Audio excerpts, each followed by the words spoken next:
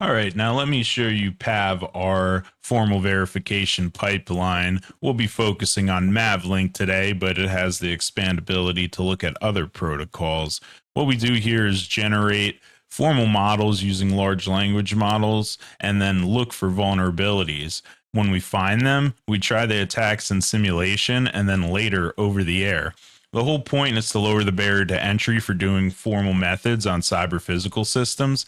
A lot of the tooling is powerful, but it's also complex with a high learning curve. So I wanted a flow where I could say, this is the protocol, this is the attacker, these are the agents, give me models, give me traces, and give me code I can actually test. We want to reason about safety and liveness properties, and formally safety properties pose the question, bad things don't happen, where liveness, on the other hand, ask if good things do happen. So now in our prompt builder section on the left here, this is what we use to try to bring repeatability to non-deterministic systems such as large language models. So we lock down the role and the context first of Mavlink. I picked two agents, ground control station and UAV. The attack model is a DAL of YAO full control, and our scope will be the full protocol with the assumption of no signing. As I select different options, you can see the generated prompt preview at the bottom updating, so I actually know what's getting sent. An important piece here is the reference data. So this acts as almost like a RAG style retrievement augment generation. It's our reference knowledge base of pre-populated knowledge that we feed into the large language model so that we could help dictate our outputs here. So after this is all set up, then we actually can execute the pipeline. So after the pipeline's done going through the multi-stages here, you can see the pipeline execution results here of the files that were generated and each stage that was completed. And you can also preview the outputs here. First, we're going to look at the state machine. So this is the dot file rendered with GraphViz.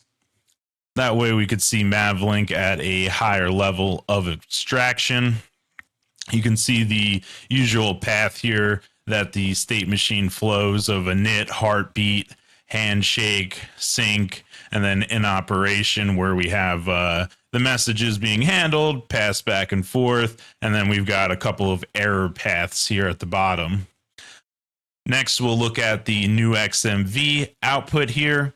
So this is triggered and generated during stage one. Model checking here. We need to know if any of these paths let an attacker do something that they shouldn't. So when we look at new XMV, it's a symbolic model checker. It goes through all possible transitions over time and checks them against temporal logic, like computational tree logic or LTL, linear temporal logic. Computational tree logic reasons about branching futures, like modeling a tree of all possible paths from a given state, where linear temporal logic reasons about a single linear path of execution. That's perfect for drone protocols we care about. If there's a situation, if I spoof a heartbeat here, do I get accepted later? If timing drifts, do we fall into an error state? In our run, new XMV flagged three interesting things if we go to the summary on the bottom here. So we have heartbeat spoofing and critical error spamming attacks, as well as timing synced. It's basically saying, hey, when this is transitioning, this is where the bad stuff happened. So why do we still need ProVerif? Well, new XMV asks, can this ever happen over time? Where ProVerif says, can this happen when a real active attacker owns the wire? So they're a little bit different questions, but fundamentally, we need to look at both of them. So ProVerif works in the symbolic attacker model, DAL of YAO, and we're trying to see if unauthorized states can be reached by a malicious actor. So can a forged Mavlink command be injected and processed as if there was no signing? So when we execute ProVerif here, and we can look at the summary on the bottom, we could see that 2 out of 2 security properties failed. The UAV could be armed by unauthorized actors, and malicious commands can be injected. So we also give minor recommendations here, but nothing too strenuous. Now that we've verified the actual attacks, we could look at some mitigations there. So let's look at the interpretation. So we feed the results back through and then look to see what are some possible attack scenarios as well as mitigation tactics. For instance, some of the immediate actions if you implemented cryptographic message authentication, HMAC SHA-256, you could add sequence numbers and implement command authorization checks and add rate limiting for critical messages. So we give this little reference information here on how to improve the protocol. But now, with all this said, we're going to look at the simulation side of events. So I have the drone already set up. We're over at Area 51 here, flying at the Homey Airport. And we've already initialized boot, and we're going to go to the arm and takeoff stage. So if you pay attention here to the top, we're in a guided mode, and you can see the altitude climbing up to 10 meters where it'll hold there. We'll go into our autopilot path, and then we'll start traversing along the airfield here. So you can see our airspeed picking up, as well as our heading changing and the altitude. So this is simulating our drone over here.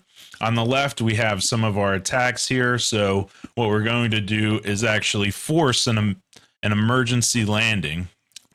This allows for the use case where you have a drone with cargo and you want to stop it from the air, extract that cargo.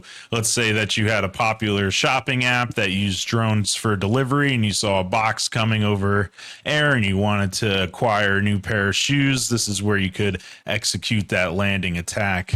So you'll see now that the simulation is dropping in altitude and its mode has changed to landing, and a malicious actor could then extract the cargo from it. Now that we've looked at it on the simulation side, we want to look at it over the air. So we have a Pi-Hawk connected to our system here. So what we're first going to do is arm and take off the drone. And on the right side here, we're going to inject Mavlink commands through the telemetry port through a Raspberry Pi. So first we'll arm and take off, and the motors will start spinning. And then soon after that, we can execute the emergency landing itself. So now that it's going down its flight path, we'll inject the command, we'll SSH into the Raspberry Pi, and then inject the commands over to stop all the motors. So this gives a full end-to-end test platform where first, when you're building your system and you have your protocol set up, we could formally validate it using various methods. And we have a lot of extensions that we can do on this test flow. And then we quickly simulate and then go over the air. So we're hoping to expand this further. We've looked at 5G in the past, and we're going to tie in some additional features into the formal verification pipeline. Thanks for listening along. Let me know if you have any questions down below.